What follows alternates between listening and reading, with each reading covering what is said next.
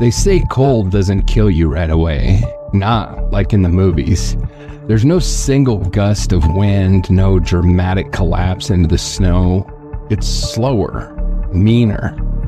First, it numbs your skin, and then your judgment. Then your will to move. You forget how to call for help. Your body burns from the inside out.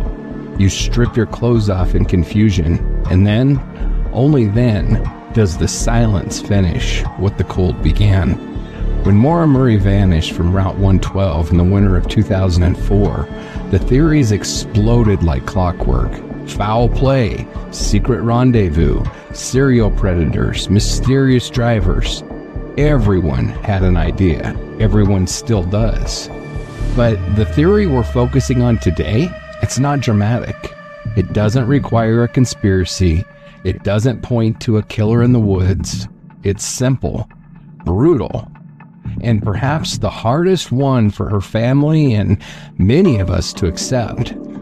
It's the idea that Maura walked off into the dark and simply didn't come back. This is Dark Dialogue, the Maura Murray series. I'm John, and I'll be your guide through the forensics, the psychology, the possibilities, and the hard truths. And with me, as always, is Angela, our voice on the ground and in the heart of these stories. And I'm here to help ground this in the world Maura knew, New Hampshire's landscape, culture, and how unforgiving the White Mountains can be, especially in winter. This episode, it's not about who hurt Maura. It's about whether no one did, whether the wilderness claimed her instead. Episode 4, Unlikely Silence, the death by exposure theory in the Maura Murray case. So, Angela, how's it going tonight? I never have a witty answer for that. I don't know why. You have all this time in the world to think up I know. answers. What am I going to say to him My tonight? stupid questions. I'm okay. How are you? I'm getting by. Just getting by? Yeah, running around one-armed. 1.5. You still have, I can still see the fingers wiggling. That's not even a It's a third. That's figment like of my imagination. A 16. 1 and a 16th. 1 and a 16th. Now we're at fractions, and I don't play well with fractions. I've been busy, though. I know. Yeah, I think we should probably tell the listeners what kind of nonsense I've been up to. Let's do it. What do you think? You know what you've been up to. I Spill it. have a hard time keeping track. So, as you and the listeners know, we have a few different shows going on. We have this one, Dark Dialogue. Right. Then we have Dark Dialogue, Rocky Mountain Reckoning. Right. Then we have Dark Dialogue, Shadow Chat Sessions. Getting very good reviews, by the way. Is it? Mm-hmm. Good. I'm hoping people like it as much as we do. People kind of like it when we're jackasses. Yeah. So. And so then I went and did another thing. And made another show called Dark Dialogue Distilled.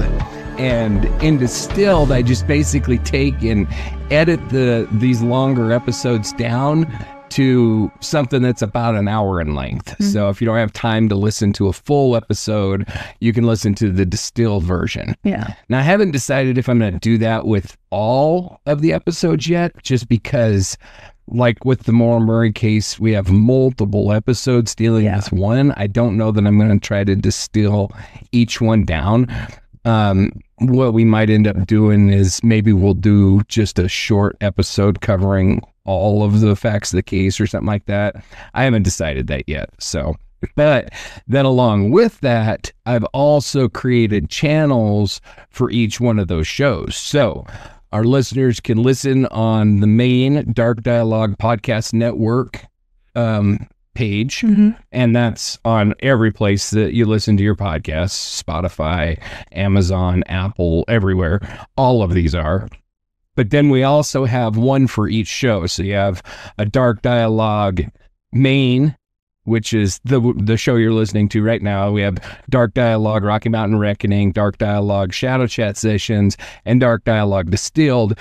So you can go to those channels and just binge the relevant episodes instead of listening to one of the dark dialogue and then one of the shadow chat and then one and bouncing all over the place. If you don't want to, I just paint on. And that's how you can do it. So that's kind of some of what I've been up to. Yeah. I like the idea of distilled, but you know what I say about myself. What? If you cannot handle me at 100 proof, you do not deserve me.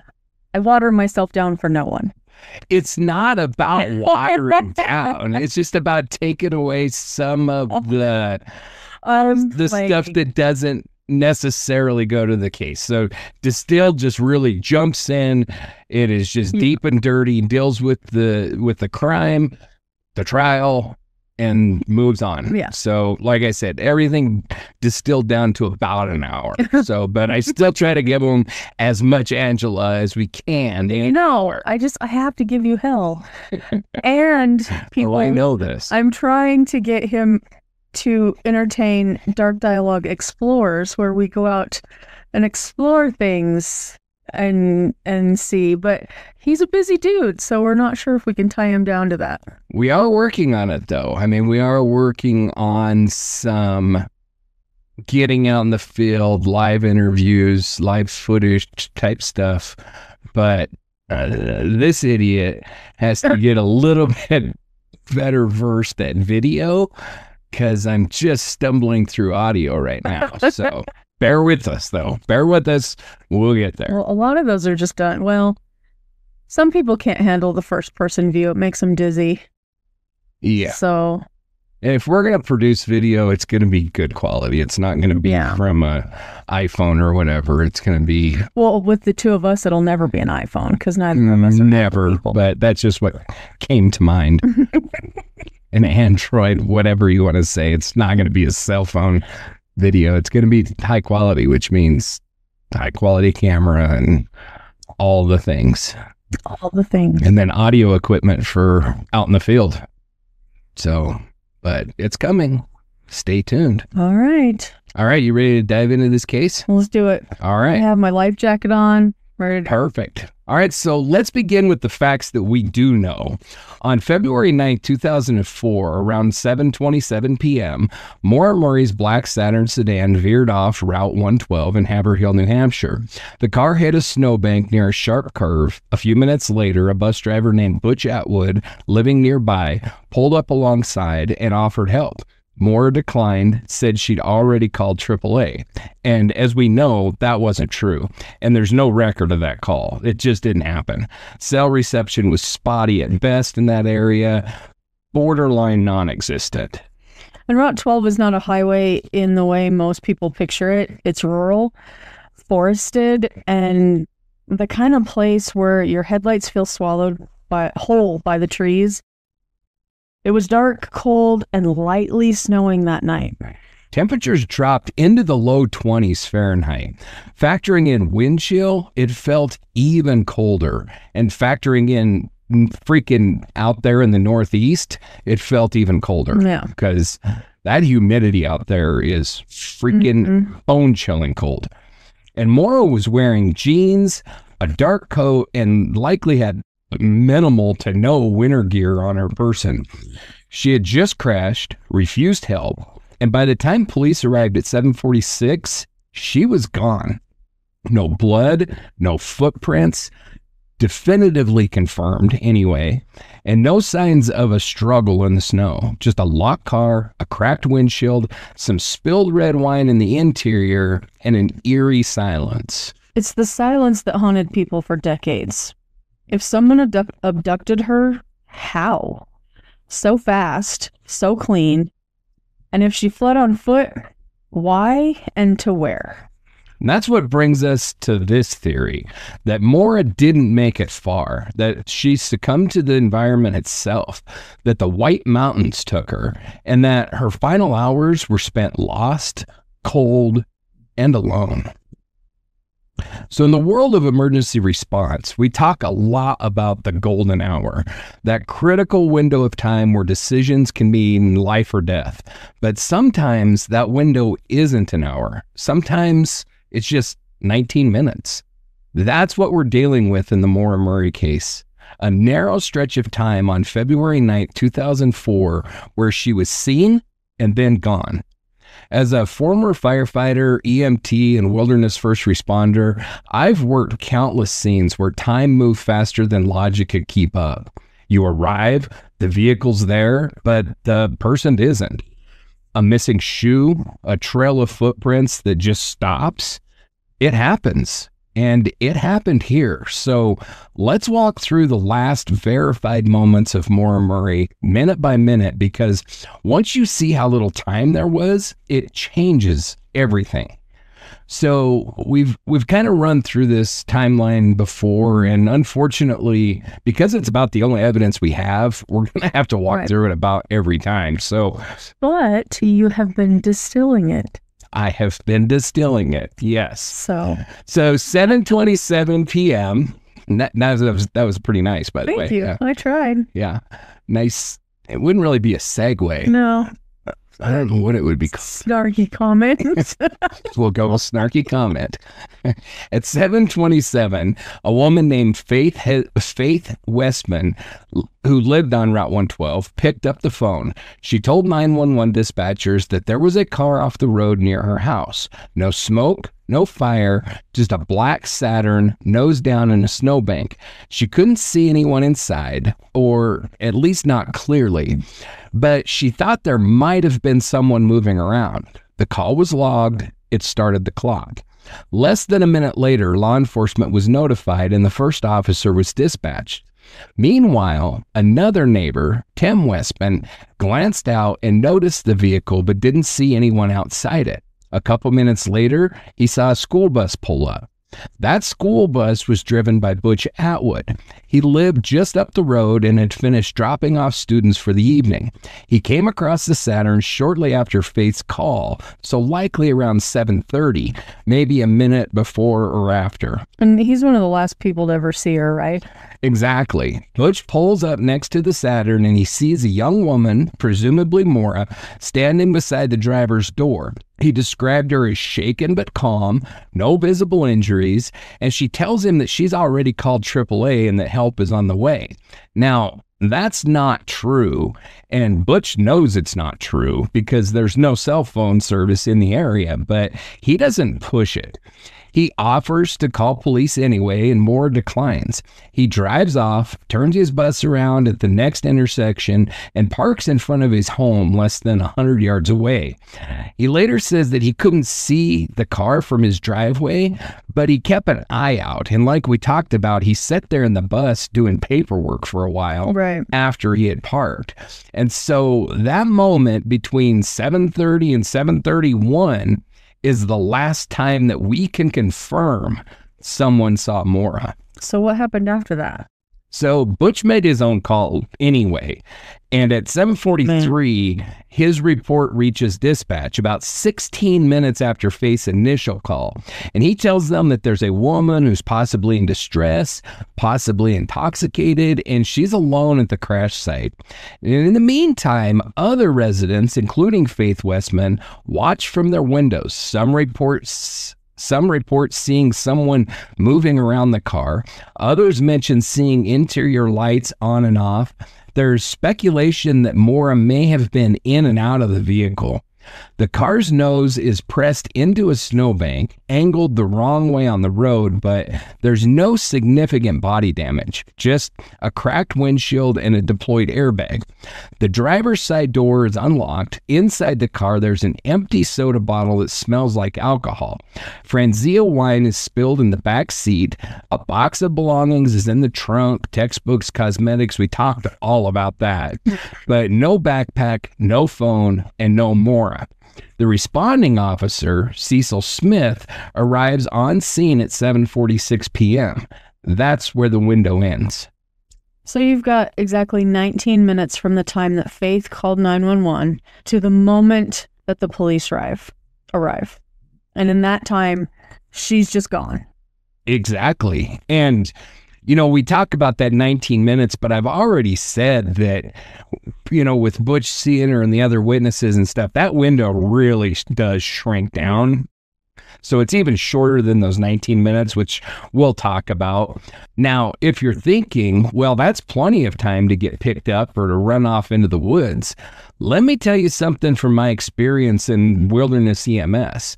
That's barely enough time to start going hypothermic, but it's just enough time to make a fatal mistake. So let's break this down further. Let's do that. If Maura walked away from her car at any point after Butch saw her, let's say between 7:31 and 7:33, she'd have maybe 10 to 12 minutes before law enforcement showed up. That assumes that she left immediately. If she hesitated, searched her bag, tried her cell phone again, tried to dig the car out, then we're looking at even less time. And here's the reality. 10 to 15 minutes isn't enough to go far on foot, especially in the cold, and especially if you're injured, intoxicated, or disoriented. Was she definitely injured? That we don't know, but let's talk about that windshield. The Saturn's front windshield had a spidered crack on the driver's side. It's unclear if it was fresh from the crash or if it was pre-existing. We know the car was a pile of shit. So, but if Maura hit her head on impact, she could have been concussed, and that's a big deal. Concussion systems, nausea, dizziness, confusion overlap heavily with early stage hypothermia. Yeah, no doubt. You combine them with stress and alcohol, and you've got a recipe for poor judgment and disorientation. As a first responder, I've seen people walk away from crash scenes, not because they're thinking clearly, but because they're scared, confused, or trying to avoid consequences. Maura had an open alcohol container in the car and a prior disciplinary issue at UMass. Maybe she thought she could walk it off, literally. The most likely direction she would have gone? Either west towards the woods, away from the homes, or east back towards Swiftwater. But there's no confirmed footprint trail. The weather that night had some snow cover, and any light tracks might have vanished. Police later used dogs to try and track her scent, but it was lost roughly 100 yards east of the vehicle. Some believe that suggests that she got into another car. Others argue it simply marks the limit of the scent due to snow, wind, or contamination. Yes? I have an argument with that because scent dogs can track in ponds. Yes. Why can't they track in snow? I'm gonna address that a little bit later. And so if you have that same question then we'll address it at that point, because I do address that specifically a little bit later. So foreshadowing again. That's okay. That's what you're here for. Here's the thing, though. As someone who's worked mounted patrol in mountain terrain, I can tell you a person can get lost fast out there, especially if they're not thinking clearly, especially in winter, especially if they panic. So what about the theory that she was picked up? Well, that's coming up next. We're going to cover that on another episode. But for now, let's stay focused on this timeline. So between 7:27 and 7:46, multiple neighbors are watching the road, but none of them see Maura leave. No one sees a second vehicle pull up. No one hears a scream or a struggle. There's no obvious sign of a second set of tracks, though that's complicated by weather and time. This means whatever happened, whether she walked, ran, hid, or was picked up, had to occur in almost complete silence and quickly. From a tactical standpoint, that's a very short window for an opportunistic abduction, but it's a perfect window for a panicked person to wander into the dark trying to disappear. And if she were hiding from the police or afraid of consequences? Yeah, that fear could have driven her deeper into the woods. I've seen it before. Someone panics and tries to avoid legal trouble by fleeing. Actually, I've done it before. It's tragic. We're supposed to talk about these things. Oh, yes, that's right. It's tragic, but it's real. Combine that with alcohol, cold, injury, and mental exhaustion, and you have a scenario where Maura could have collapsed just a few hundred yards away, out of sight. Remember, faith in being found is often the first thing to go. If Maura thought no one was coming, or that someone was coming, but she didn't want to face them, that could explain her flight. So, what do we know?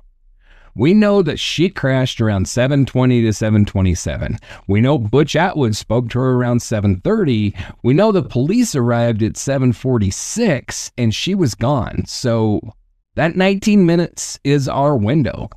No one saw her leave. No one saw her get picked up. No one saw her run, but she was gone. And sometimes that's all it takes.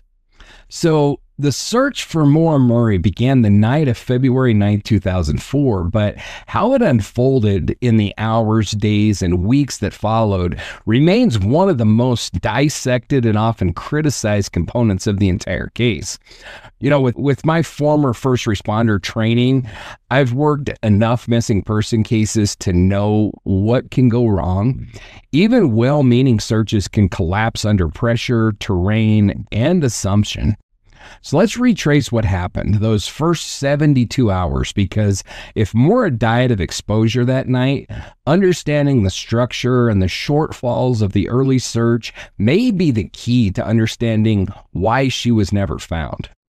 So 7:27, Faith Westman, the neighbor, calls 911, makes the initial report. 7:30, Butch Atwood, he comes by in his school bus, and he talks to the woman who he later confirms was Maura, and she lies and says that she's already called AAA. Then Atwood goes ahead and returns home and calls 911 at 7:43. At 7:46, Officer Cecil Smith arrives, and he finds the black Saturn crashed into a snowbank, airbags deployed, wine spilled inside, and a few personal belongings visible. The driver is nowhere in sight. So by around 8 o'clock, police begin a cursory search of the immediate area.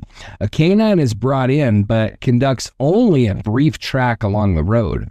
Formal coordinated search and rescue, complete with mapping, volunteers, and air support, doesn't begin until daylight on February the 10th. So even though there was a police presence within 20 minutes of the crash, the structured, all-hands-on-deck kind of search most people expect didn't really start until the next day. No, and you know, I've already said this, but it's one of the things that really pisses me off in this case for the reasons that I've talked about. Because it was about 10 minutes before he got pissed off. They just, I mean, I can tell you, no, it's been 24 minutes. Thank you very much. Record. But, I mean, they show up. This is an out-of-state car, and so they know it's not a local that just walked home or something like that. Yeah. And they've got a cracked windshield, so the potential for head injury is there. Mm-hmm. The fact that they just kind of blow it off pisses me off. Yeah. It's insanely irresponsible. But that lost time, those critical overnight hours, can make all the difference, especially in sub-freezing temperatures. So the canine unit, brought in around 12:50 a.m., attempted to track Maura's scent from the vehicle. The dog led handlers east along Route 112 for about 100 yards before the scent trail abruptly ended. Some interpreted that as evidence that Maura got into a passing car. Others argue the trail ended due to plowing and sanding, conditions which can obliterate ground scent. It had snowed earlier that day and temperatures were dropping fast. Winds may have scattered scent molecules. If Maura had entered the woods instead of continuing along the road, the dog may have missed her entirely. And if she'd already collapsed by then, say under a snow-covered tree or down a small ravine, the dog wouldn't have been able to detect her, especially in hard-packed or frozen snow. Exactly. Or at least in this devil's advocate section of it, because I fully intend to give my full opinion by the end of this, and I know that you will jump in with yours as well. So, but yeah, for this devil's advocate part, and it is possible. I mean, we know that scent dogs lose trails. They do. And so, you know, if snowplows and stuff had come along, yeah, it's possible. So scent dogs are impressive, but they're not magic. Wind speed, snow density, and even ice crystals can affect the olfactory senses. In cold air, scent molecules disperse differently, often hugging the ground or drifting entirely away from the source. It's not just about, is there a trail? It's about, can the dog smell it long enough to stay on it? Now, this part of New Hampshire is remote, rugged, and largely undeveloped. Route 112 runs along dense pine forests, steep embankments, and snow-covered drainages. If someone walked off the road into the darkness, intentionally or not, they could disappear from view almost immediately. By February 9th, most properties near the crash site had deep snow drifts. The road was narrow with minimal shoulders. There's no ambient light from businesses or anything like that. There are no wide shoulders, just a white wall of woods on either side. And remember, Maura was wearing jeans and a jacket, no winter coat, no gloves, no flashlight. In that environment, disorientation can happen fast. Cold sets in even faster. So even if she stepped just 20 or 30 feet off the road, she might have gone down a slope, behind some brush, or under a tree cover. And even with helicopters and thermal imaging, she could have been missed. Absolutely. And, you know, it does make me think of a case that happened in Wyoming just, I don't know, within the last 3 or 4 months, where a guy was missing from a town in Wyoming. And I want to say for 3 years. Don't quote me on that, but I think that he'd been missing for 3 years. His car had been found just pulled off the side of the road in Utah, and they had performed a search of the area and everything, and nothing. And so his family's been looking for him. And ironically, I just started to dig into the case with some of the research that, you know, I've been doing on some of the other cases in Wyoming. And shortly after I heard about the case, they found a body right near where his car was found. And then shortly after that, it was determined that it was him. And the thought is that he stepped off the road to urinate or something like that, and something happened, and that's, he died, and his body was found just, I mean, not very far at all, just a few yards from where his car was found. 3 years later? I think it was 3 years. Like I said, this is right out of memory, so don't quote me, but I believe that he had been missing from Lander for 3 years. Wow. And he had been there the whole time, but the searches missed him. But, you know, that was off the side of the road in Utah, and snowplows very likely could have come along and covered him in snow. And then they searched and searched, didn't see him. And then they, for whatever reason, they never went out and searched after the snow had melted. Right. So he just laid there off the interstate until the next person came along and had to urinate or whatever happened. I'm not entirely sure how he was found, but yeah. But anyway, that brings us to this next part, and that is how the ground and air searches were actually conducted in Maura's case. So by the morning of February 10th, official search and rescue began. Helicopters equipped with FLIR, forward-looking infrared, were deployed to look for heat signatures. Ground teams were organized by New Hampshire Fish and Game, along with state police and volunteers. But this wasn't the kind of unified incident command system that you'd see after a large avalanche or disaster. There wasn't a tight perimeter established early on. There was no door-to-door canvass of homes that night. And perhaps most concerning, Maura's family wasn't informed until the following day. Search grid techniques, where teams sweep areas in parallel formations using compass bearings and tight spacing, were implemented. But again, not immediately, and not with the kind of saturation that we often associate with national level missing persons cases. Some areas were never thoroughly covered, and that's not speculation. It's been confirmed by investigators and locals. Areas like nearby private properties remained off limits unless the owner consented. And that included places like the A-frame house on Valley Road, which became a focal point later. But just to be clear, that house wasn't searched by police at the time. It was privately searched years later by volunteers. Exactly. And while some have speculated about what was found or missed there, it's important not to give it weight it hasn't earned. What matters is that there were gaps, some due to legal restrictions, others due to assumptions. So let's talk about cadaver dogs. Cadaver dogs trained to detect the scent of human decomposition were deployed beginning February 11th, but by that time, much of the snow had compacted. If Maura had died from exposure and her body was concealed under snow or brush, those dogs wouldn't necessarily alert. It's a hard truth, but in winter, even advanced canine units have limits. They can detect scent rising through air pockets, but if snow is tightly packed or terrain interrupts airflow, nothing rises. That's why surface level remains, clothing, bones, or items often become the primary clues in late recoveries. And again, we have to acknowledge not every zone was rechecked when spring arrived. Meltout reveals clues months later, but that kind of follow-up didn't happen in any kind of a coordinated way. So let's talk about some missed opportunities. We have no comprehensive door-to-door canvass the night of February 9th. Blows my freaking mind for the reasons I've already talked about. Even if you're not looking for a drunk driver, you have an obligation to look for a victim, an injured victim. Yeah. If they would have just found the car pulled over to the side of the road, I would get it. Okay, fine. Whatever. It's probably drunk. He left it. I don't necessarily think they're under any obligation to, do a full-scale search for every vehicle they find on the side of the road. But when there's indication of injury. Well, first of all, we know there was an accident. We know there was. Number two, to your point, indications of an injury, we have a spidered windshield.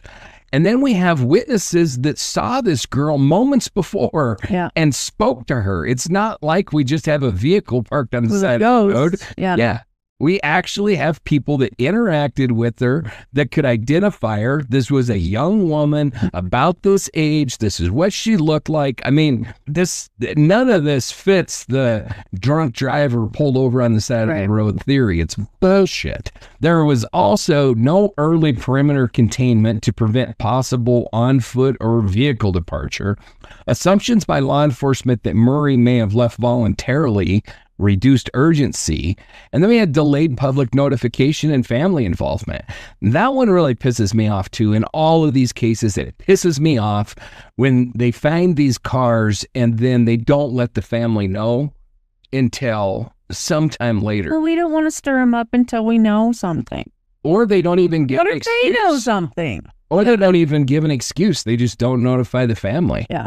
And in a lot of these cases that you end up researching, the freaking parents are the ones that are on the title of the vehicle. They're the registered owners of it, and they still aren't contacted when it's found deserted. It just pisses me off. Yeah.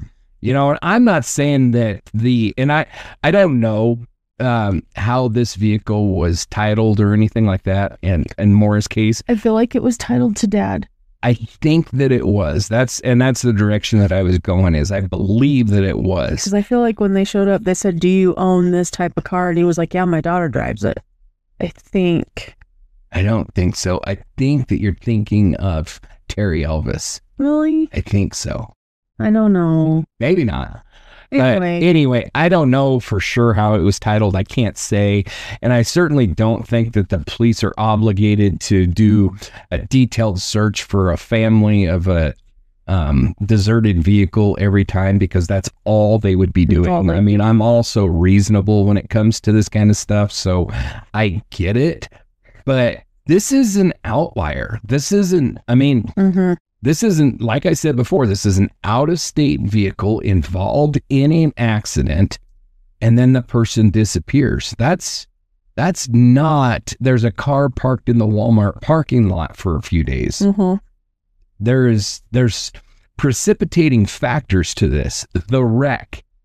So now we have somebody out here in the winter on foot. Yeah. The witnesses who've talked to the person. Right. Yeah. So I don't know. These factors are not about blame. They're about understanding the systemic breakdown that occurs when a disappearance is treated as non-critical in its early hours. And once those assumptions set in, the whole shape of the search changes. You stop looking for someone hurt or lost, and you start looking for someone who left. And everything from scent dogs to strategy shifts because of that mindset. Absolutely. Let me just say, now that you got me on my soapbox, is, you know, when you're on the fire department, you end up running a whole bunch of bullshit calls that you know are bullshit calls. But you gotta run them. You run calls where this business has a fire alarm that goes off every freaking week, usually right after you've laid your pretty little head down on your pillow trying to get some sleep, and then you gotta jump up and run out, and you gotta treat it as though it was fully involved, even though you know, as you're driving the engine there, you know, okay, so this is what we got to do. We got to get there. We know where the key's located. We got to get there. We got to shut off the alarm. Ambulance, same thing. You have frequent flyers on the ambulance. These people that freaking call you because they need a pillow or whatever bullshit calls there are. And you know, as soon as you hear the address, because you've memorized it, because you've been there so many times. Oh, man. And you're like, oh, this is Bob. And you know exactly. It's always Bob. Know exactly what you're going to Bob's house for. You know exactly what Bob's going to say. You know everything about Bob already. You know his full medical history. You know everything. All right. You have to ask all those questions over again. Oh, actually, you don't. I mean, you know it all. You could just confirm it. You're like, oh yeah, you're still in like third stage heart failure. Okay, yeah. You know, but you treat all those calls, whether you're on the ambulance, whether you're on the fire department, you treat those calls as if they are the emergency that, you know, that they're called in as, even though you know they're not. You don't drive the speed limit to the house. You run lights and sirens. You treat it as though it was an emergency.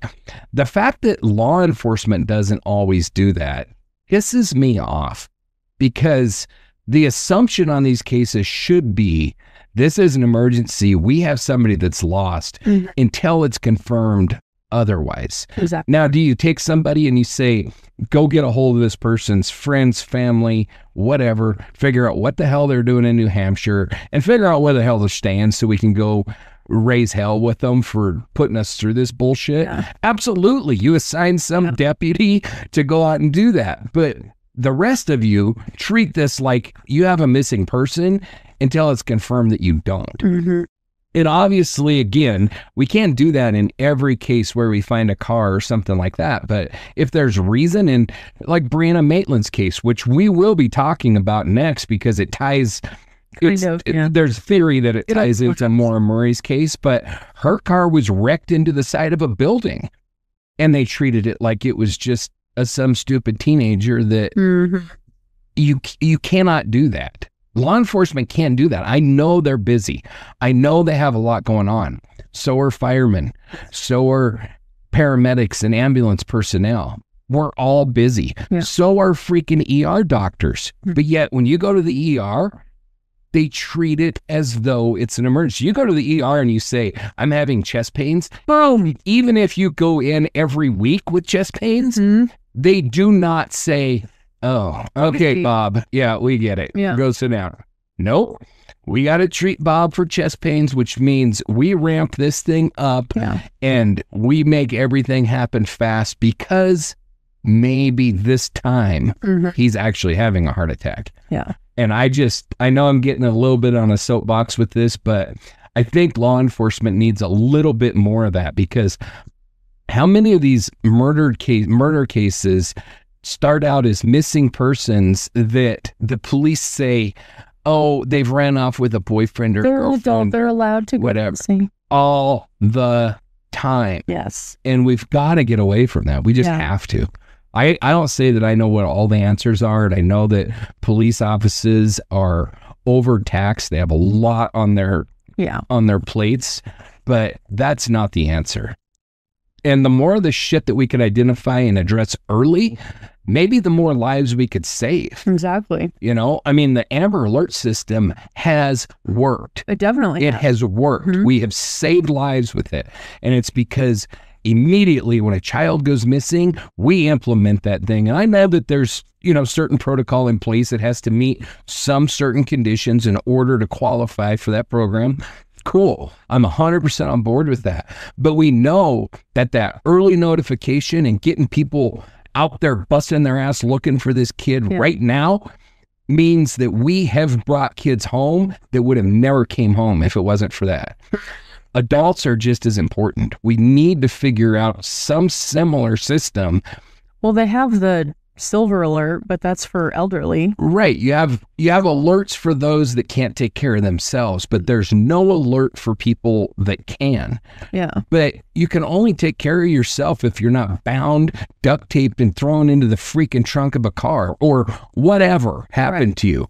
But we see this shit all the time where once it all plays out, we have a dead woman. Not always, but mostly a dead woman. Sometimes it's a man, but they say, this person's missing. This is my son. This is my daughter. They would not do this to me. They would not go missing. Police ignore you. 3 years later, they find the freaking body where it's buried. Yeah. It just pisses me off. Anyway. I couldn't tell. Yeah. Yeah, this is definitely a soapbox issue for me. So anyway, confirmation bias in search theory is real. Once a team believes the person got into a car, they deprioritize the woods. Once they think the person left willingly, they assume that she doesn't want to be found. That kind of framing narrows focus. It changes routes. It changes how long teams look before being called off.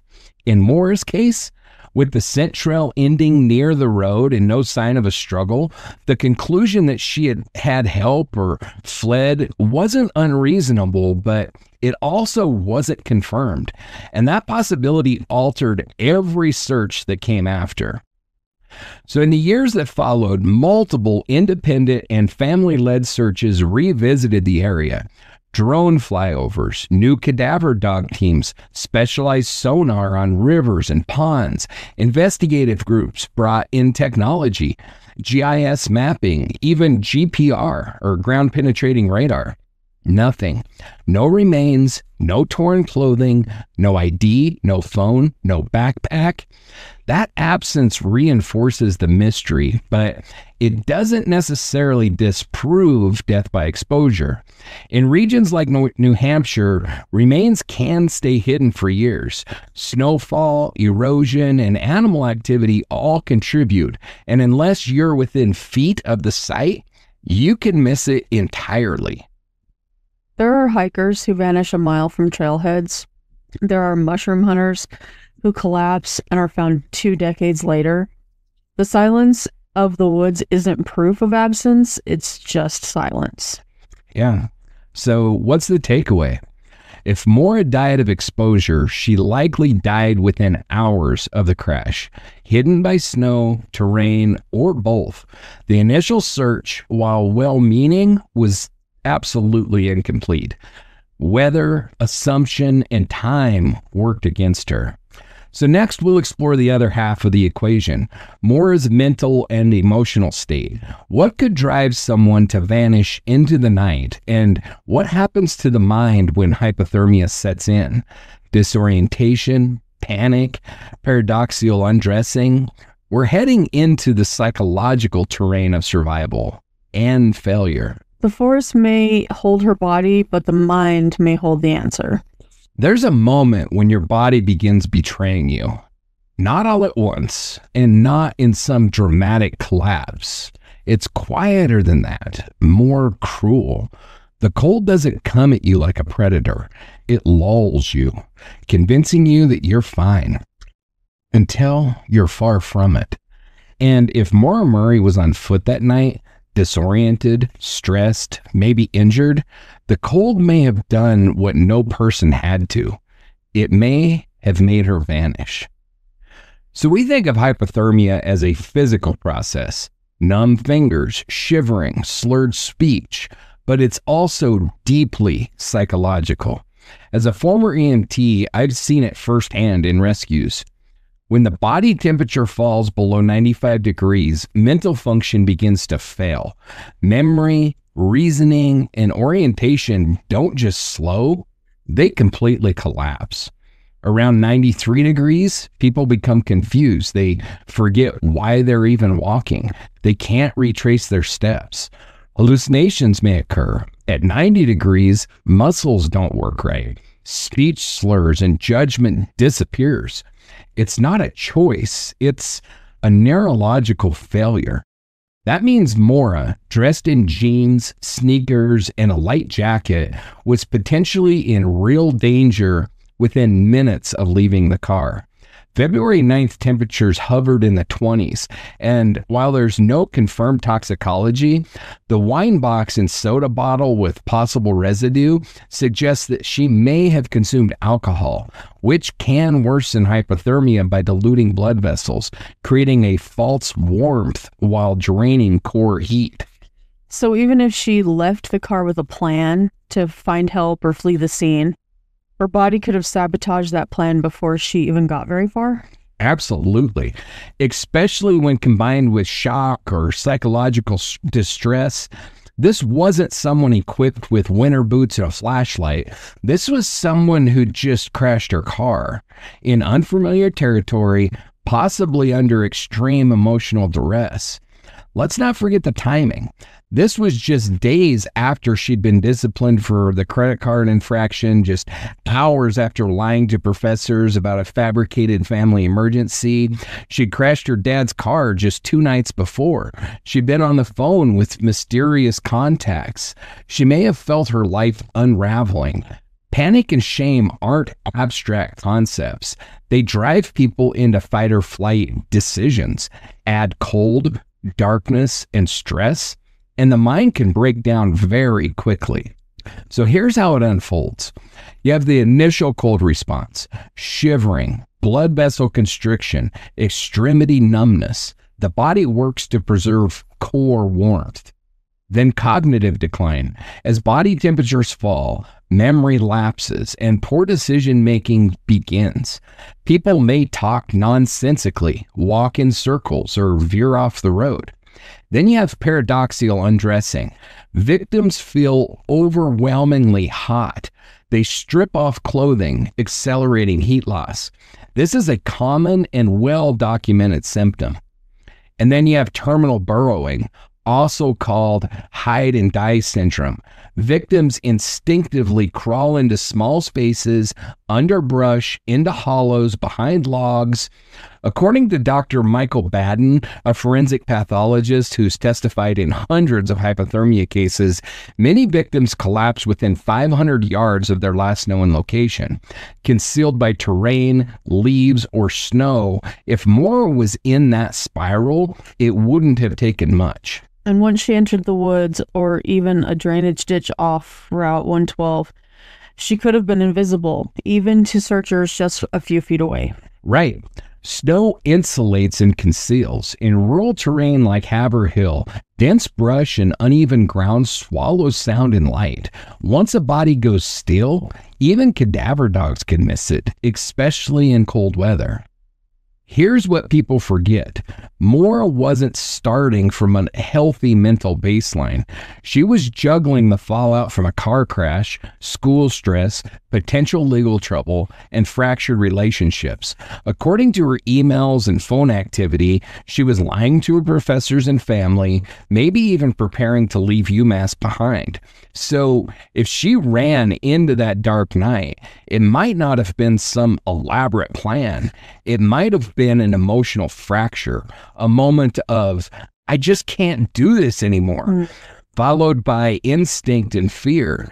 And once you've walked too far, you just can't walk back. It's hard to picture just walking off and dying, but when you lay it all out like that, with the stress, the temperature, and the confusion, it does start to sound tragically possible. And tragically common. This isn't an outlier. In 2006, a hiker disappeared in the White Mountains of New Hampshire. He was found months later, just 300 yards from the trailhead, buried in a shallow depression beneath pine branches and snow. In 2013, 19-year-old Bryce Lapisa vanished after pulling over in rural California. While his case differs, and it's weird as shit. I know. I've heard about him. Search teams believe that he may have walked into remote terrain and succumbed to exposure, though his body was never found. And in 2021, the body of a snowshoer in Maine was found weeks after vanishing, less than 1,000 feet from the trail, buried under snowfall and branches. These aren't rare flukes. They're proof of how the environment can erase a person. So even with helicopters, dogs, and volunteers, a person can be just feet away and missed. Absolutely, especially in winter conditions. According to search and rescue field reports, in the Northeast, up to 80% of exposure victims are found within 1 mile of their last known location. It's not that no one looked, it's that nature is incredibly good at hiding its dead. And I can tell you from experience where I've worked car wrecks, especially rollovers where people are ejected from the vehicle, where, I mean, you look and look and look before you finally find them. And you think, I've been there already. They cannot have gone that far. Mm-hmm. And once you find them, they're not that far. But you walk literally freaking on top of them 10 times before you finally notice, oh my gosh, and one particular one, they actually landed in a small creek and were under the water. And we were out there looking. It was after dark. It was nighttime, and we were looking and looking and looking and looking. We're like, there's no way somebody walked away from this wreck. I mean, it was pretty obvious. And then finally, somebody started feeling down in the water, and sure enough, that's where they were. But, it's just crazy how close you can be and not be able to see them. So what does that mean for Maura? It means that if she died by exposure, and that's a big if, not a conclusion, her remains may still be out there, under forest litter, under rocks, or dispersed by weather and animals. The human body decomposes rapidly in warmer months, and clothing deteriorates under ultraviolet exposure. A skeleton in those woods could be reduced to fragments within a few years, especially if it was never directly above ground. What's more, we know she wasn't found in the initial search, even with helicopters and canines, but the coverage was far from perfect. Dense patches weren't scoured, privately owned land was off limits. 100 yards in the wrong direction could have meant everything. It's painful to accept, but maybe the reason we haven't found her is because we just missed her? That's the cruelest part of death by exposure. It leaves no message, no sign, no answer, just absence. Let's be clear, though. This isn't a theory that explains everything. It doesn't account for the rag in the tailpipe. It doesn't explain the days of apparent planning before Maura left campus. It doesn't answer why she lied to her professors or why her behavior was so fragmented in the days prior. Those pieces belong elsewhere to other theories. But for this theory, the death by exposure theory, the facts fit. A young woman under pressure, lightly dressed, possibly intoxicated, walking alone into the cold darkness. Dozens of other cases echo it. And in the silence that followed, that's what hypothermia does. It silences people forever. There's no closure in that, just the ache of a maybe. But that ache is why we keep searching, because the forest doesn't owe us answers, but Maura does. So next, we're going to look beyond Maura to other New Hampshire vanishings, other names, other nights, other disappearances, and we ask why the White Mountains seem to swallow people whole. From riverbeds to ski trails, we're mapping a region of silence. Maybe, just maybe, it'll lead us closer to Maura. If Maura Murray died of exposure that night, confused, injured, or emotionally overwhelmed, it raises a question that many people still ask 20 years later. Why didn't we find her? That's not just speculation. It's a logistical problem and a practical one. Police, cadaver dogs, helicopters, ground teams, they searched for days, then again months later, then years after that. Hundreds of people combed Route 112 and its surroundings, and they found nothing. No body, no blood, no footprints in the woods, just silence. But that silence isn't unique. New Hampshire is filled with stories like Maura's, people who stepped into the snow and never came back. Some are found, many are not, and their stories reveal a cold truth. The White Mountains have a long memory and short mercy. So let's start with the patterns. New Hampshire has seen dozens of winter disappearances in the past 50 years, especially in areas like Franconia Notch, Crawford Notch, and the Presidential Range. Most of these victims were hikers, skiers, or residents who underestimated the cold or overestimated their chances of making it home. Here are just a few that eerily parallel Maura's case. So number one, the Franconia Notch skier. In 2001, a 42-year-old man disappeared while skiing solo on Cannon Mountain in late February. He was last seen near the tree line after separating from his friends. His body wasn't discovered until spring 2 years later, found 500 yards from the trailhead under a collapsed section of snowdrift and pinefall. He had curled up beside a rock outcropping, likely a final act of confusion or shelter seeking. He died of exposure within 24 hours of vanishing. Case number two is the Crawford Notch hiker. In 1998, a local resident disappeared while snowshoeing off the Davis Path near Crawford Notch. Despite a search involving more than 60 volunteers, his remains weren't discovered until months later, less than 1,000 feet from where his footsteps were last seen. Wildlife activity and snow cover had scattered what was left. And then the third case is the Pinkham Notch camper in 2006. A college student camping near Pinkham Notch Visitor Center went missing after leaving camp to retrieve water.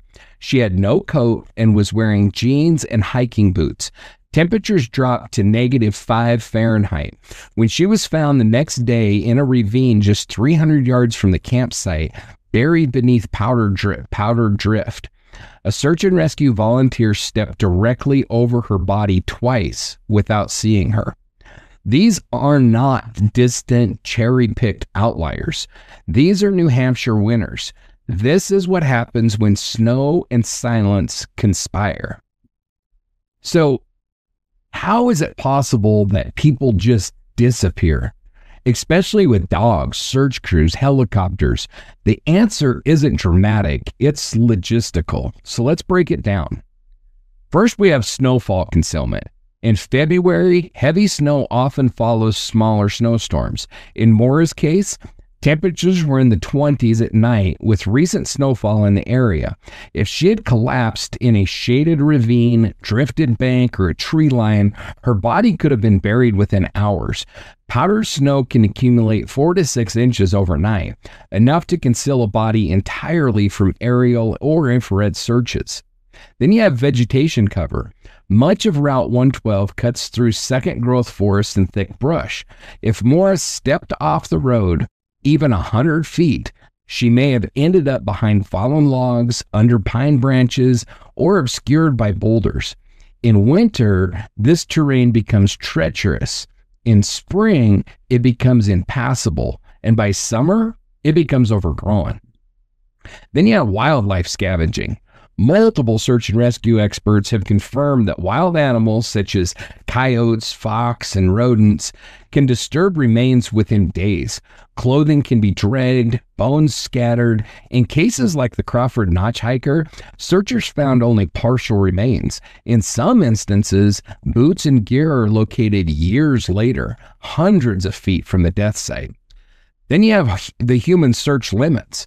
Contrary to popular belief, even well-organized searches are limited. Maura's early searches were extensive but not exhaustive. Perimeter homes weren't canvassed until weeks later. Some areas of interest weren't searched at all until private volunteers organized years later. In a search zone spanning several square miles, missing something the size of a human body, especially one lying down, still and concealed, is terrifyingly easy. And then last, we have hypothermia hides the victim. There's one final factor: the victim's own behavior. Hypothermia doesn't just kill, it misleads. So let's address a few common misconceptions. So myth number 1, victims scream or cry for help. In reality, most hypothermia deaths are quiet. Victims become confused and then passive. According to the New Hampshire Fish and Game Department, people often stop responding. They curl up or crawl into small spaces. They may die inches from trails unheard and unseen. And myth number 2, thermal drones or dogs can find anyone. In reality, not always. Thermal drones only detect heat from exposed skin or surfaces. If Maura was already cold or buried by snow, she would be nearly invisible. Scent dogs struggle in wind or frozen terrain. Even cadaver dogs are limited to surface scent and may miss remains buried in snow or shielded by rocks.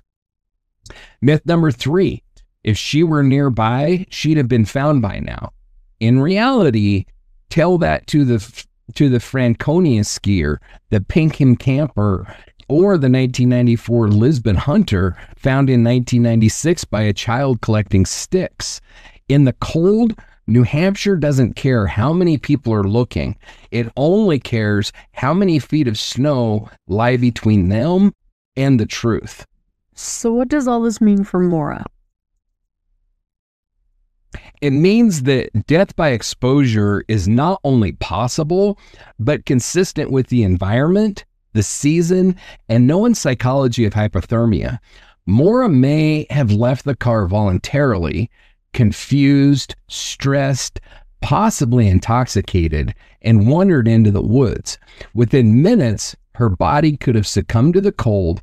If that happened, and if her final location was just a few hundred feet into the brush, obscured by snow, unsearched land, or steep ravine, she could still be there. That is terrifying. That someone could be so close that searchers might have stepped within yards and still missed her.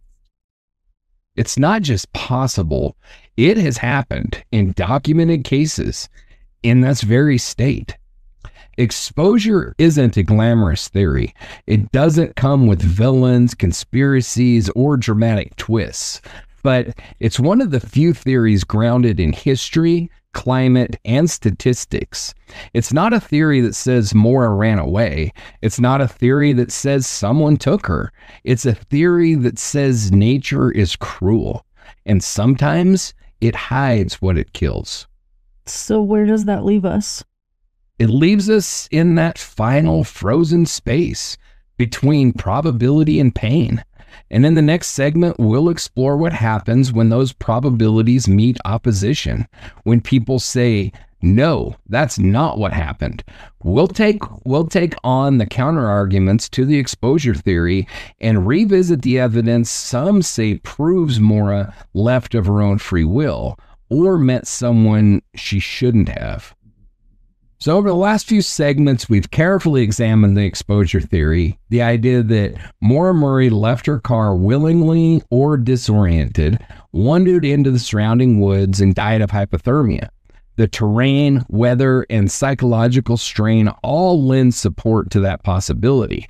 But as with any theory in a missing persons case, especially one this enduring, there are critical counterarguments that deserve equal weight.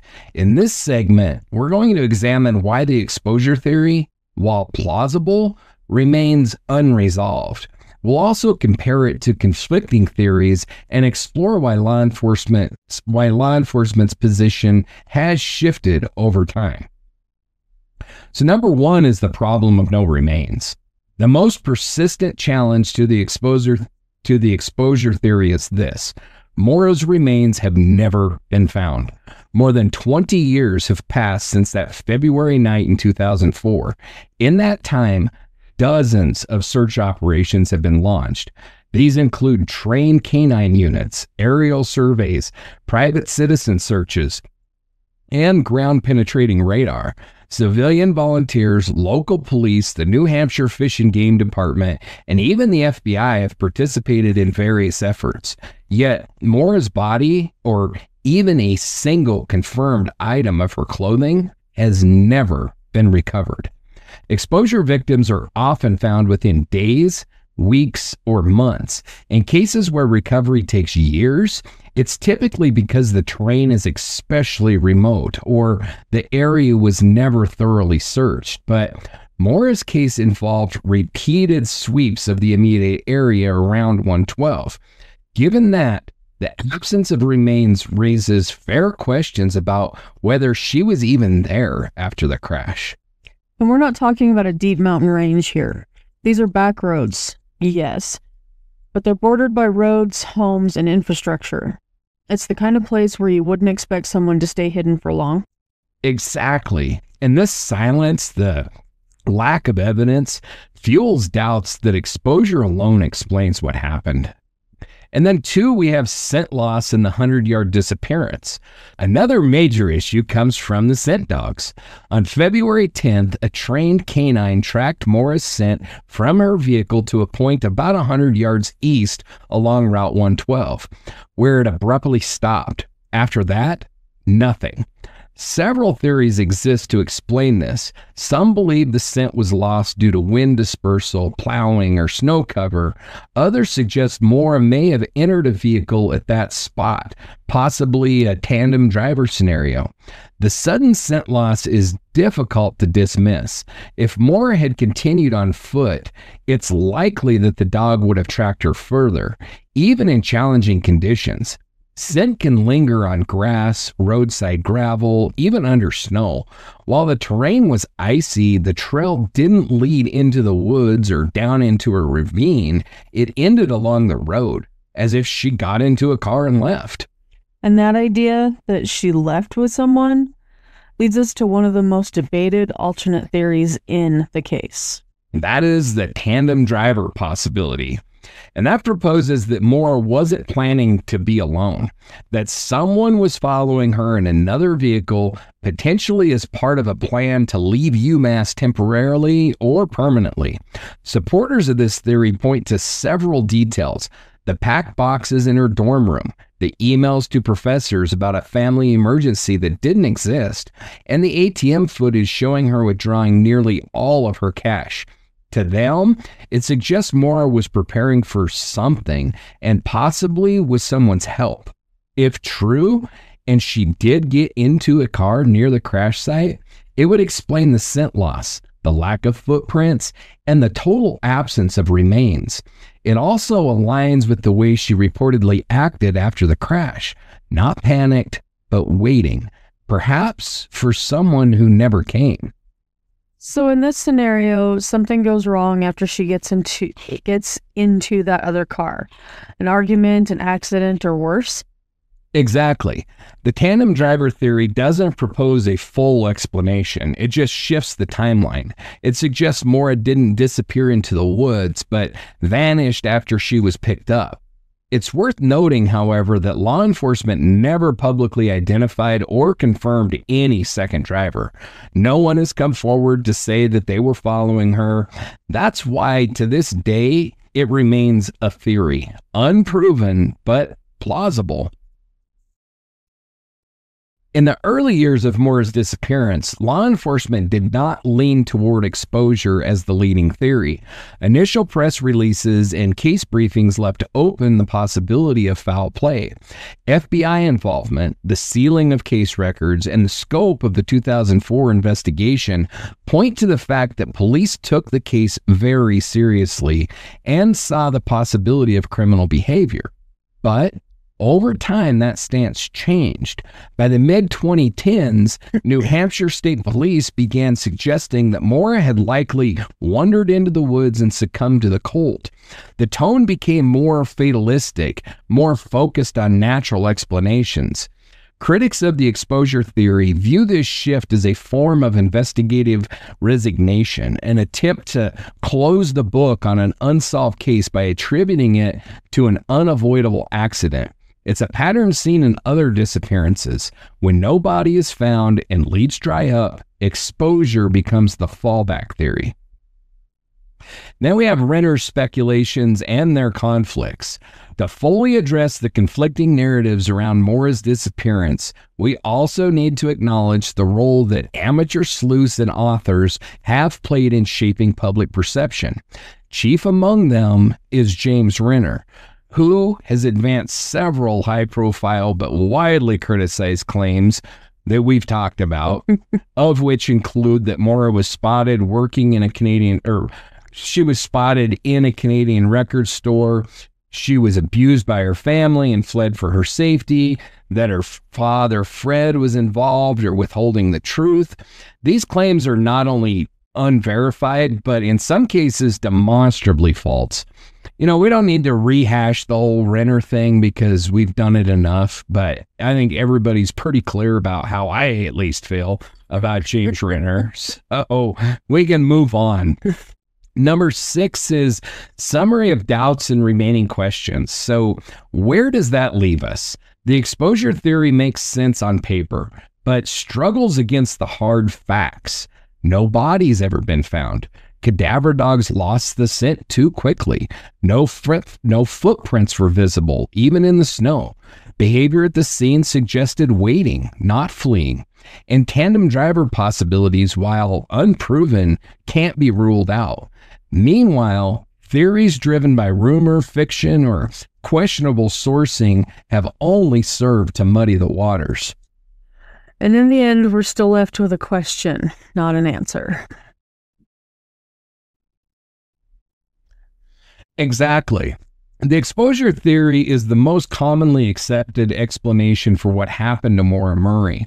It's the official position of law enforcement. It's the explanation that closes the case without requiring anyone else to be involved.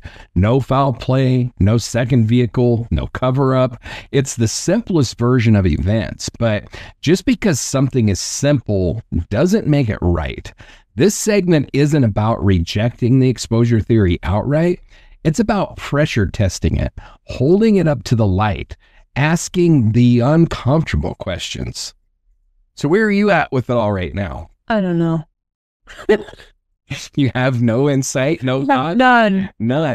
No things. No, I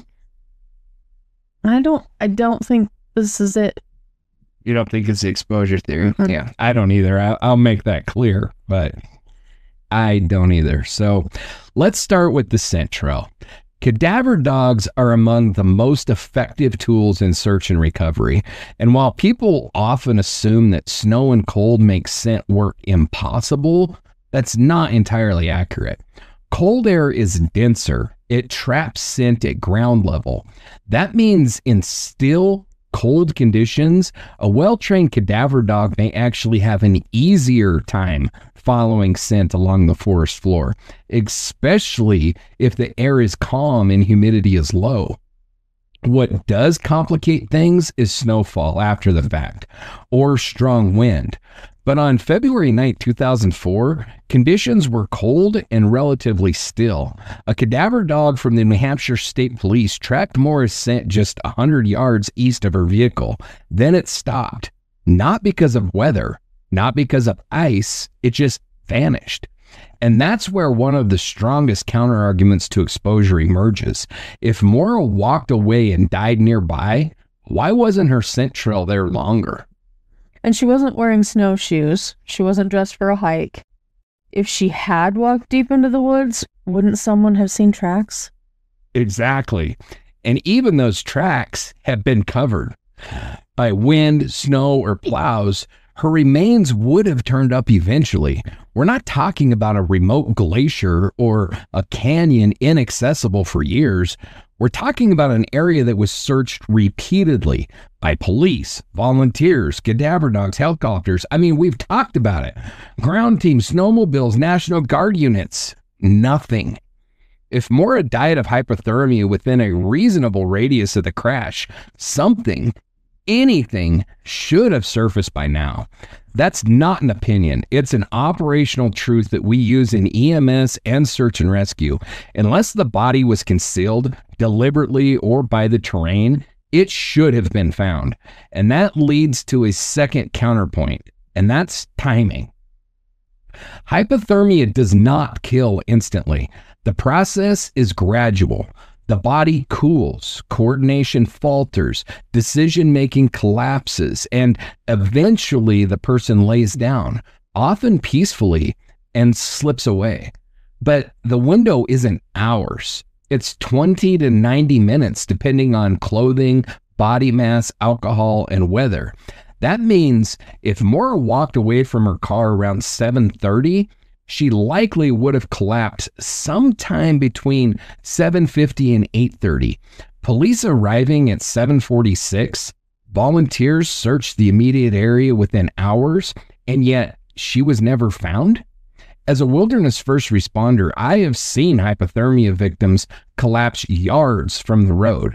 I've helped carry them out, half frozen but alive. I've pronounced others dead after exhaustive resuscitation attempts, but the guiding rule that we follow in EMS is this: nobody's dead until they're warm and dead. In other words, we don't give up until we're absolutely sure. So why did the exposure theory catch on so early?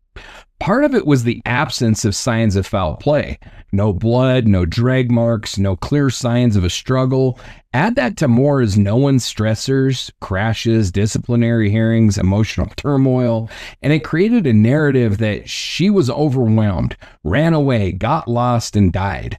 But the deeper you look, the more it feels like a narrative retrofit. We have a crash. We have a driver who vanishes within minutes. We have scent that ends abruptly. We have zero evidence of her body nearby. What theory actually fits those pieces? This is where the tandem driver theory enters the discussion. The tandem driver theory posits that Maura left the scene with someone else, voluntarily or under pressure.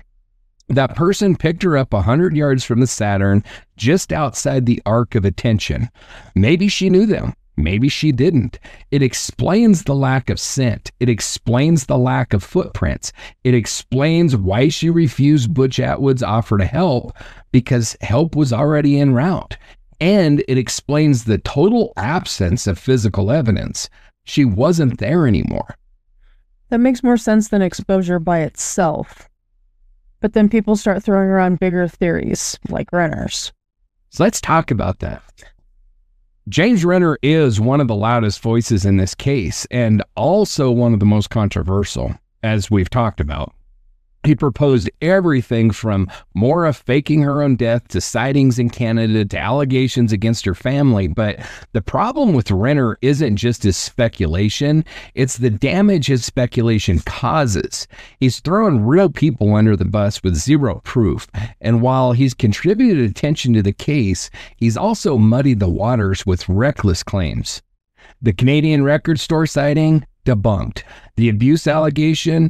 Sourced to anonymous internet tips with no verifiable evidence. His theories fall apart under scrutiny, so while exposure may be flawed, Renner's alternatives are worse. So what does that leave us with? It leaves us with a spectrum. On one end, exposure. On the other, theories of foul play or orchestrated disappearance. But right in the middle, the theory that best fits the known facts is the tandem driver involvement, followed by either exposure or something more sinister. And that brings us to one final point: law enforcement. For years, the New Hampshire State Police treated Maura's case as a potential crime. There was discussion of foul play. The FBI was consulted. A grand jury was even rumored. But over time, that shifted. By 2009, officials began speaking more confidently about exposure. It became the default explanation, not because new evidence emerged, but because no new evidence did. In search and rescue, we sometimes default to exposure when nothing else makes sense. It's the catch-all explanation. It comforts families. It closes cases. But here, it feels like a poor fit. Maura Murray was a smart, resourceful, 21-year-old woman. She'd survived military school. She'd navigated life's pressure cookers. She wasn't naive. And yet, within minutes of a minor crash on a public road, she disappeared so completely that 20 years later, there's still no trace. That's not exposure. That's something more. Let's be clear. Foul play requires evidence. But so does every other theory. When people propose that Maura died of exposure that night, wandering into the woods and succumbing to the elements, they often do so as if it's the default explanation, the fallback, the Occam's razor answer when everything else gets too messy. But I do not agree with that line of thinking, not just as someone who has spent years looking at this case, but as a former EMT and wilderness first responder. I've been to scenes where people froze to death. I have seen what those scenes look like. And I can tell you this: death by exposure leaves signs. In Maura's case, those signs just aren't there. So what kinds of signs would we expect, John? Let's walk through what you would see if this were really a case of hypothermia. Great question. First off, footprints. Maura would have had to walk somewhere. The road had light snow on it that night. The shoulder was muddy. If she'd gone off the road and into the woods, she'd have left some kind of a track. That's not speculation. It's basic forensics.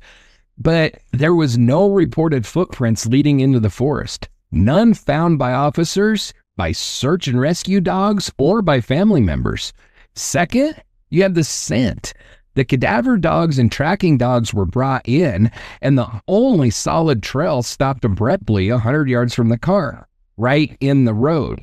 That does not align with someone wandering off to die by exposure. It aligns with someone getting into a car.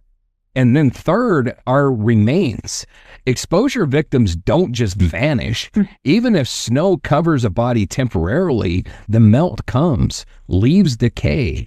Animals scatter remains, yes, but they don't erase them. Search and rescue experts will tell you most exposure victims are found within a few hundred yards of where they went missing. If Maura died of exposure in that area, her body should have been found years ago, especially given how many searches have taken place. What about paradoxical undressing? That's a symptom we hear about a lot with hypothermia victims, and you've talked about it. So wouldn't that be visible too? Exactly. So paradoxical undressing happens when someone in the final stages of hypothermia feels like they're burning up. So They actually strip their clothes off. It's counterintuitive, but medically documented. If Maura had experienced that, we'd expect to find a coat, shoes, clothing scattered in the woods, something. But again, nothing. There's a misconception that exposure deaths are absolutely silent, that people just vanish without a trace, but real exposure cases are messy.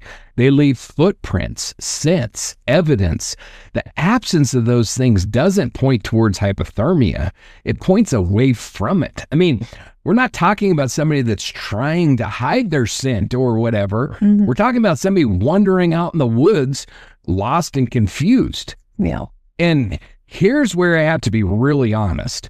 A lot of people talk about Maura's case like it's some remote, unsearchable wilderness, but this is not Alaska. It's not even rural Wyoming. The area is wooded, yeah. It's rural, you bet it is, but it's not unsearchable. In fact, we're talking about a stretch of road with homes within a 5-minute walk in either direction. At most, if she'd continued on foot, she would have been about a quarter of a mile from a driveway, a barn, a shed, a porch light.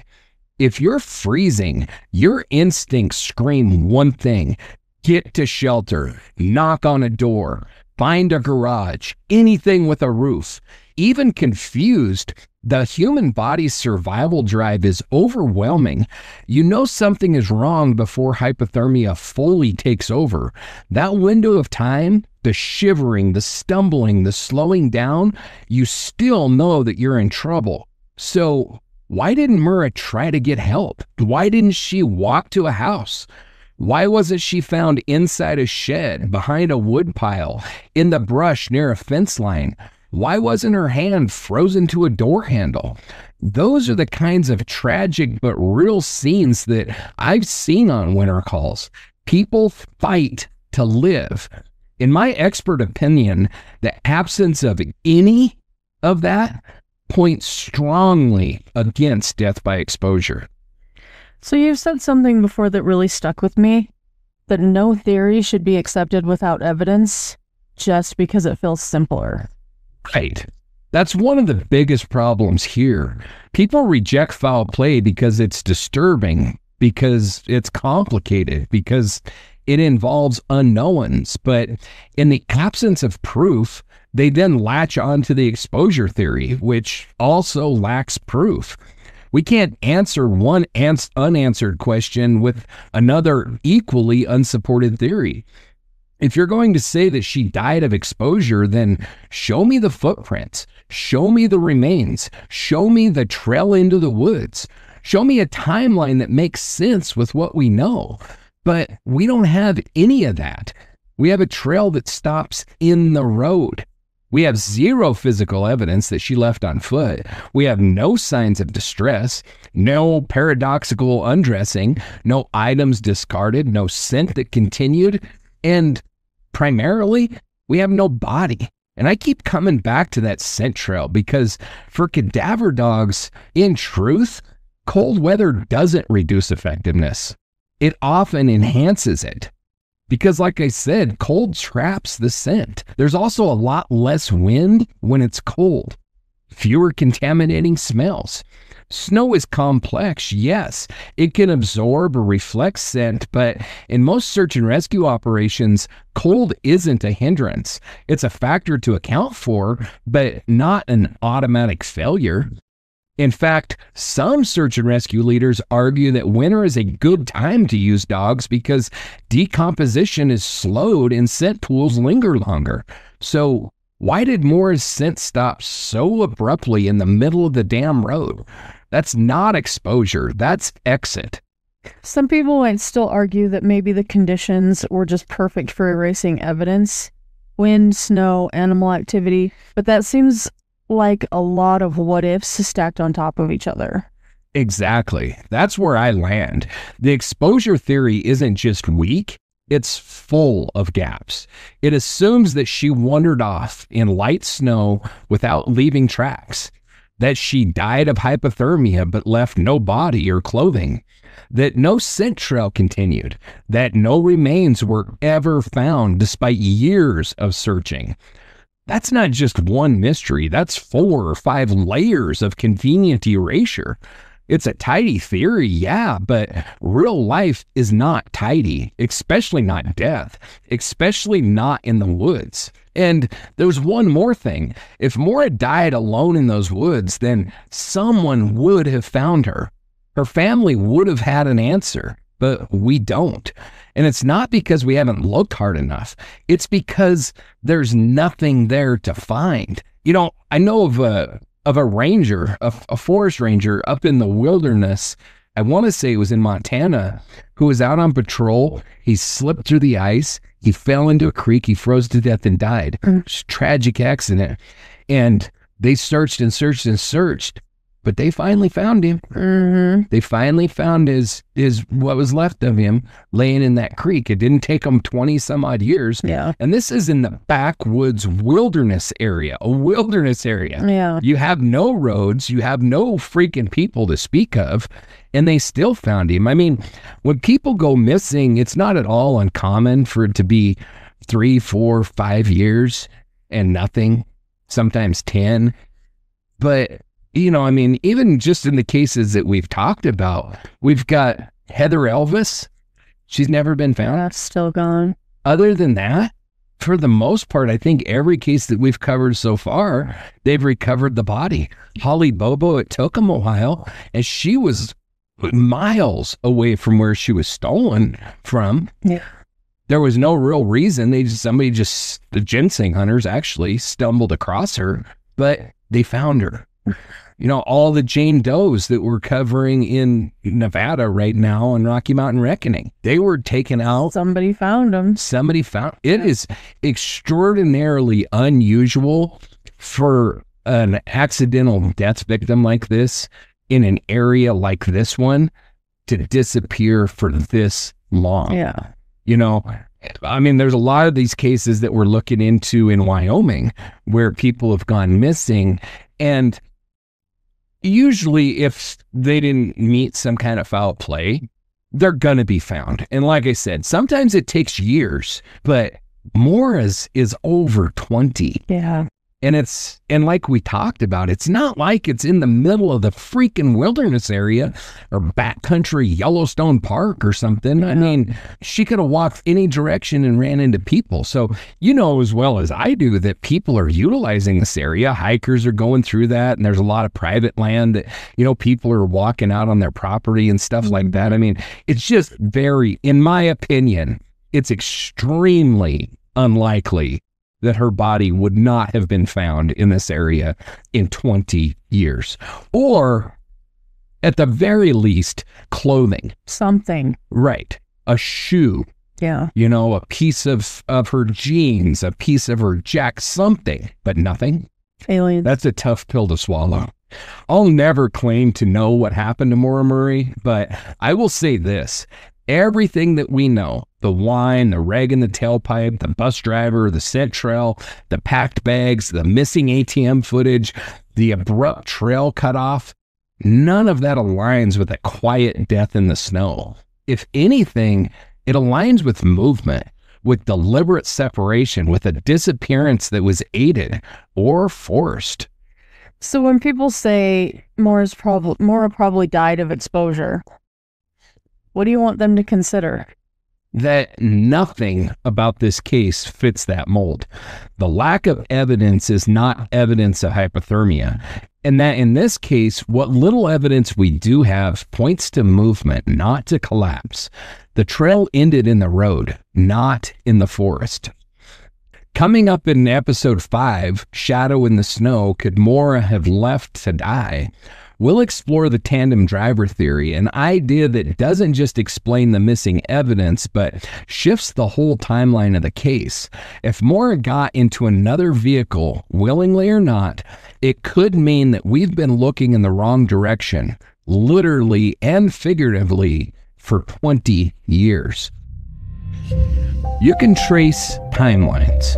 You can pull weather data, search logs, scent patterns, eyewitness accounts. You can chase answers for 20 years and still feel like something essential is missing.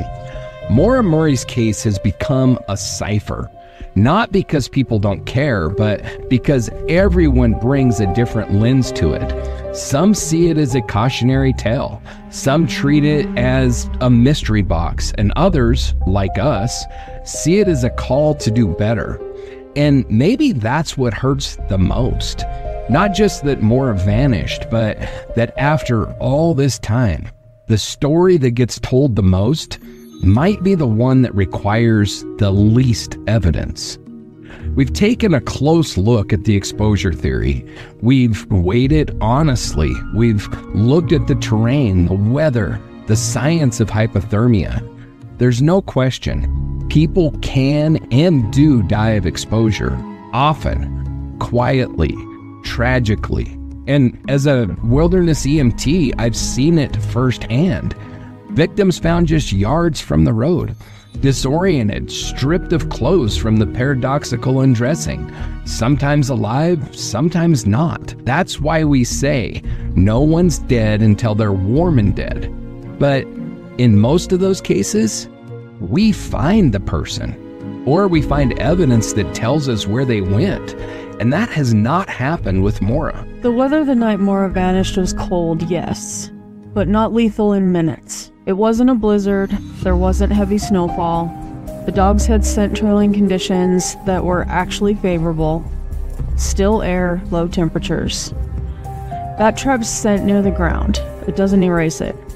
And yet, her scent disappears about 100 yards east of the crash site. That's not how exposure cases usually go. It's a theory that explains how Maura could have died, but not why she vanished, or where she went, or why no trace of her has ever been found. Not her body, not her clothing, not a single item from that Saturn. The exposure theory answers part of the puzzle, but only if we accept that everything else, from the scent loss to the sudden disappearance, is just noise. That's a tidy narrative, but the evidence isn't tidy. We also need to talk about what exposure gets used to cover up. There's a reason people worry about how it's applied, especially in marginalized communities. Take the MMIW crisis, missing and murdered Indigenous women. In case after case, Indigenous girls and women have been found dead in the elements, naked, bruised, with histories of threats or known violence, but the official cause of death, often hypothermia. One case that stayed with me is Henny Scott, a 14-year-old girl in Montana. Reported missing, her body was found 2 weeks later in a field. Despite visible injuries and reports of abuse, her death was officially classified as exposure. Yeah, and that one seriously pisses me off enough that I've really started digging into that and other cases like hers. Her family, they didn't accept the bullshit. I don't accept the bullshit. I mean, this poor little girl was at a party at a trailer house, and where they found her body was within sight of the front door of that house. And they said that she died of hypothermia. It's absolute bullshit. Yeah. The community didn't accept it. Her family didn't accept it. They don't accept it. But they recognize that what we're warning about here, that hypothermia becomes a shortcut, a way to sidestep the hard questions. The kind of shortcut Maura's family never accepted either.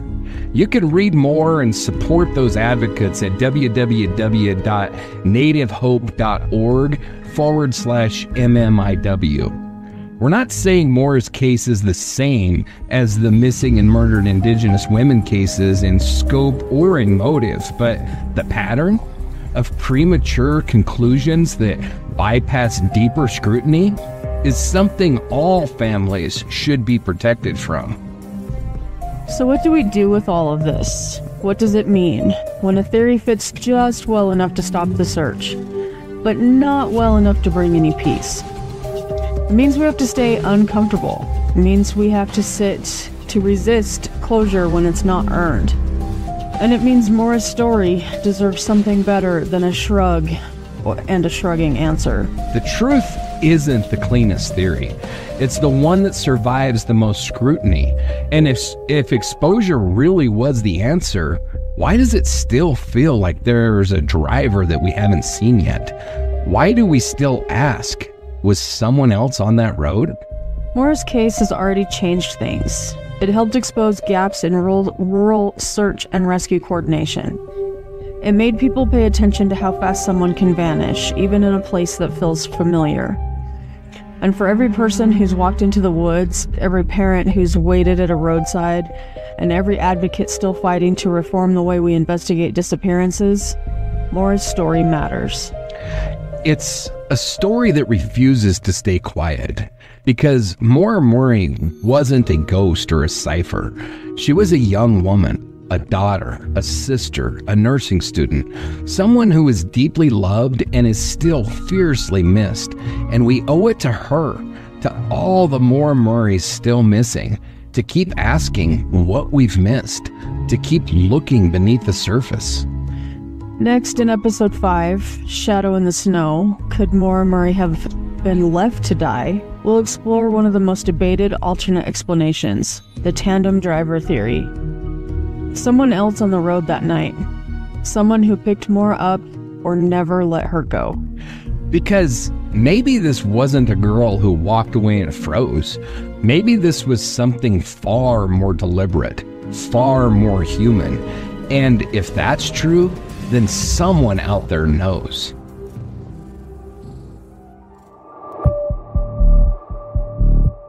Thanks for walking this path with us. Whether you're new to the case or have followed it for years, your time, your attention, it matters. Yeah, these conversations aren't always easy, but they are necessary. When someone like Maura vanishes, the only thing worse than no answers is silence. So if this episode sparked something in you, questions, thoughts, frustration like John, please don't keep it to yourself. Share it, talk about it. That's how the story stays alive. And if you want to do more, we've got options. You can support our work through Patreon, Coffee, or subscribe to our free newsletter at The Dark Dispatch on Substack. Every listener helps. Every dollar keeps us independent. Want to be part of the story? Check out our Adopt a Victim program at darkdialogue.com. It's our community-led research project to bring more attention to overlooked or unidentified cases. We also encourage you to support efforts addressing the missing and murdered Indigenous women crisis. Groups like Native Hope are fighting to uncover the truth behind cases too often dismissed as hypothermia, even when signs of violence are present. And if you've got something to say, questions, case suggestions, critiques, we want to hear it. Email us at info@darkdialogue.com. Next time on Dark Dialogue, we continue our investigation with the next theory in the Maura Murray case. We'll look at the tandem driver theory and what really might have happened after that crash. Until then, stay curious, stay compassionate, and keep asking hard questions. Because justice starts with dialogue, and keep the dialogue alive.